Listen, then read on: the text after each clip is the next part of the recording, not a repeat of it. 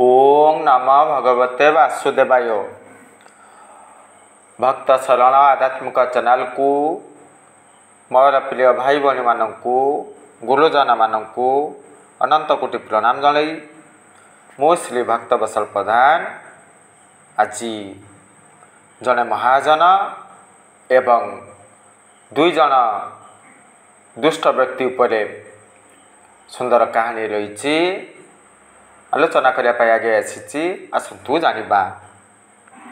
जड़े सत्वगुणधारी महाजन थिले, सत्वगुण को धारण करती, अनेक लोक उपस्थिति जाहिर करती। से महाजन लोक मानू ऋण प्रदान करती। पुणी अद्भुतमय नियम थिला, ये जन्म रे सुध मूलधन प्रदान करि परिबो, जदि ये जन्म रे परिशोध करि परिबो नाही तेबे आग जन्म रे परिशोध कले चलिबो। एई भली शर्त थिला। पुणी कागज पत्र रे लेखा जाउथला। किछि सत्वगुणधारी लोक माने उपस्थिति जाहिर करती, अर्थ नियंती। पुणी किछि वर्ष परे सुद मूलस फेरई दियंती। आउ किछि दुष्ट व्यक्ति कौन करिवे, फायदा नबा पाई चेष्टा करिवे। हाँ, स्वाभाविक भाव यही खबरटी दुई जन दुष्ट व्यक्ति जानिले।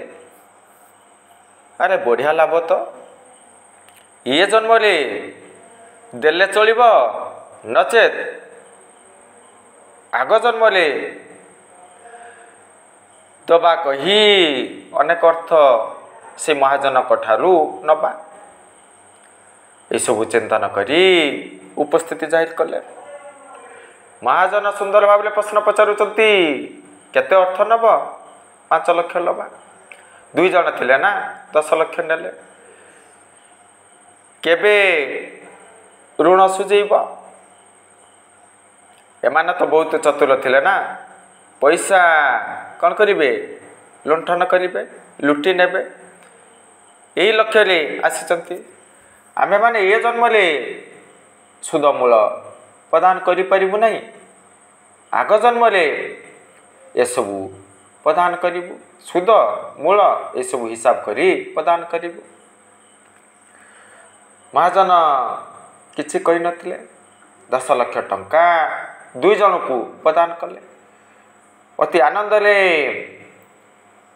से दुई जन व्यक्ति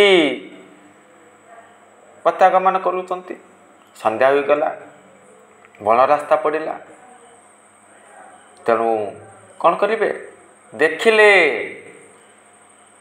गोटे गाँ मुंडारे जड़े लोक रही जातिले तेली। से लोक पाखरे गाई गोरु गध रही। दुई जन से लोक को साक्षात कले। भाई रात्रि हो गला, आमे माने आज राति पाई आपण को गृह रे रहिबु। सकाळ हेले निश्चित भाव रे आमर गृह को प्रत्यागमन करिबु। से लोकटे कहले, अरे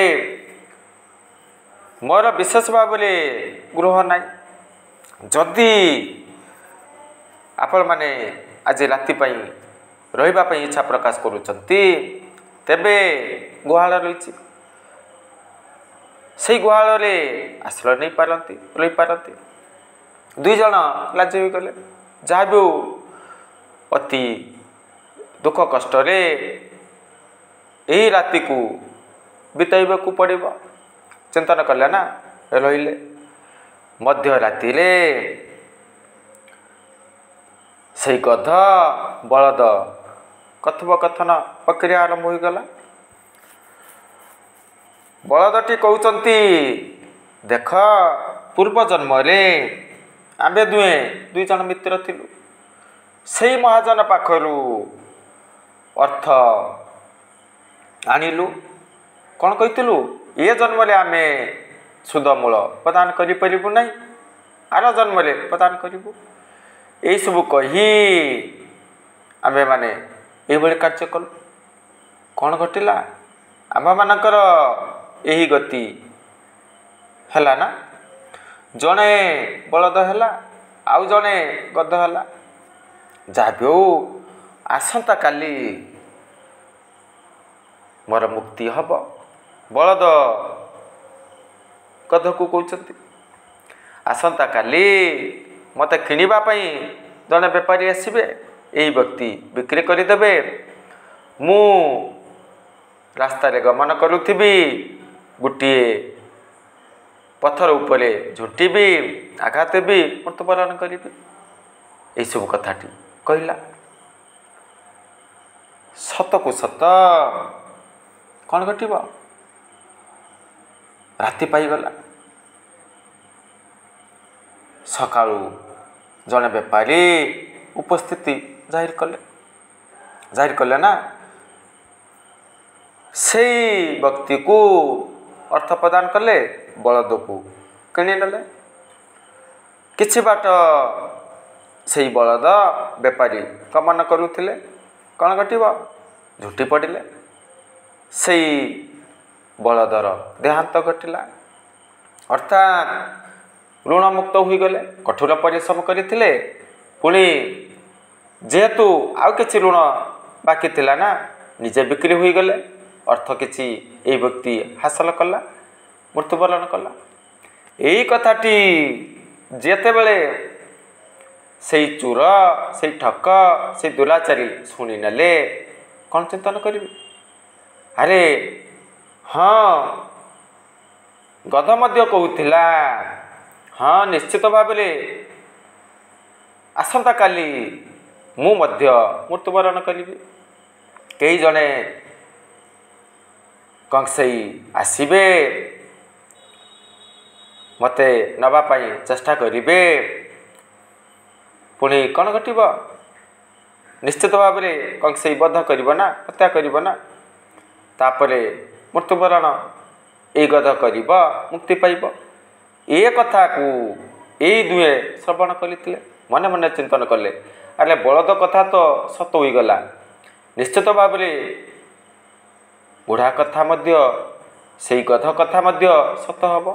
तेणु भल हब आमे ए अर्थ को महाजन को फेरई दबा। पुणी प्रत्यागमन कले, महाजन को अर्थ फेरई देले। सुंदर भाव ओडिया भागवत जगन्नाथ दास गोटे पद रचना करिसंती। तोहर माया रे जगत अज्ञाने हुई आतजात। यही सत्य कथा। उदाहरण नबा, देखंतु त्रेता जुगरे मुनि थिले, द्वापर जुगरे गोपी हुई गले। देखंतु सत्य जुगरे रत्नमाला रही, बलिंकर कन्या ना, कामना रखिथिले एभली पुत्र जदि मोर हुअंता, विष प्रदान करी स्तन रे विष लेपन करी एही संतान को पान करांती। वामन रूप को देखिथिले, सर्वप्रथम चिंतन कले मोर पुत्र हो। जेतेबेले पिता को बंधन कराइथिले, भगवान बंधन करथिले ना, से समय चिंतन करथिले पुतना असुरनी होइतिले। एसु कथा आपण माने जानचंती। अदिति पुत्र रूप में परम ब्रह्म वामन को चाहिए। पुणी द्वापर जुगरे देवकी माता परम ब्रह्म श्रीकृष्ण को पुत्र रूप में पाई। ये सब उदाहरण रही। तेणु निश्चित भाव यह सत्य कथा। यही कहानी माध्यम आमे माने कौन शिक्षा हासिल कलु। सत्व गुण को धारण करवा, तम गुण को धारण करवा नहीं, लांच नवा नहीं, लुंठन करवा नहीं, परर धन को हरण करवा नहीं। ये सब कले आम मानकर कल्याण घटिब। ये सब शिक्षा हासिल कलु। जय जगन्नाथ।